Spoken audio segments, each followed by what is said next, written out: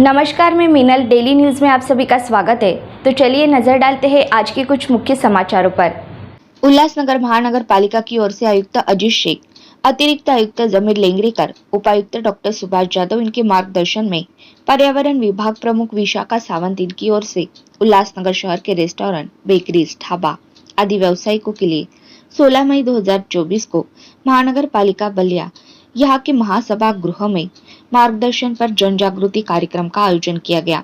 उक्त कार्यक्रम में उल्लासनगर शहर के कुल 50 से 55 होटल, रेस्टोरेंट, बेकरीज, ढाबा व्यवसायिक उपस्थित थे। माननीय उच्च न्यायालय यहाँ पर दाखिल जनहित याचिका क्रमांक 03/2023 के निर्देश के तहत नील हवा प्रदूषण कम करने के लिए होटल, रेस्टोरेंट, बेकरीज, ढाबा इन व्यवसायिकों से तैयार किए जाने वाले पदार्थों के लिए पारंपरिक ईंधन जैसे कि लकड़ी, कोयला जैसे इस्तेमाल बंद कर उनके अलावा एलपीजी अथवा इलेक्ट्रिक चूल्हा, ओवन का इस्तेमाल करने के लिए प्रेरित किया गया। उक्त जन जागृति कार्यक्रम के लिए महानगर पालिका के जनसंपर्क अधिकारी छाया डांगड़े, सहायक आयुक्त बाग अधिकारी अनिल खतुरानी एवं पर्यावरण विभाग के भानु परमार उपस्थित थे।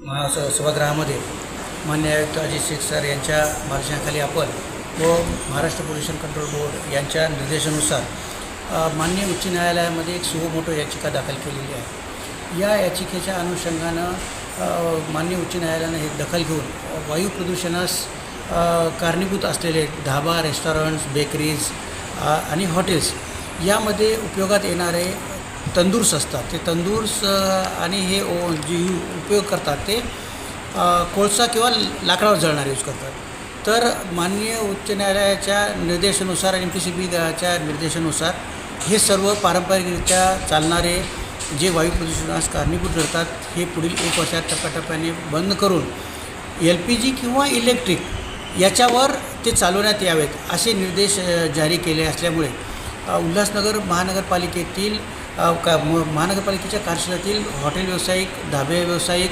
बेकरी व्यावसायिक आणि रेस्टॉरंट्सवाले यांना आम्ही इथं पाचारण केलं होतं। यांच्यासोबत आम्ही ह्या गाईडलाईन्स आम्ही त्यांना समजून सांगितलेल्या आहेत।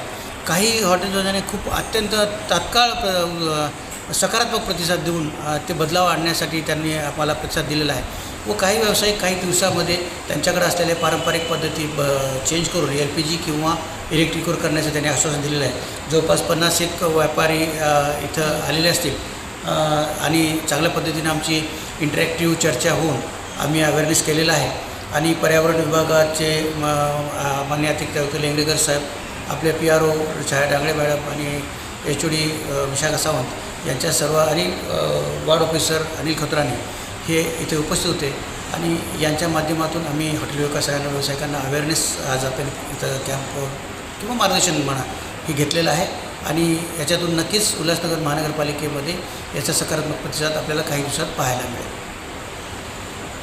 तो आज के लिए बस इतना ही। कल फिर मिलेंगे इसी समय इसी चैनल पर। तब तक के लिए मुझे दीजिए इजाज़त। धन्यवाद।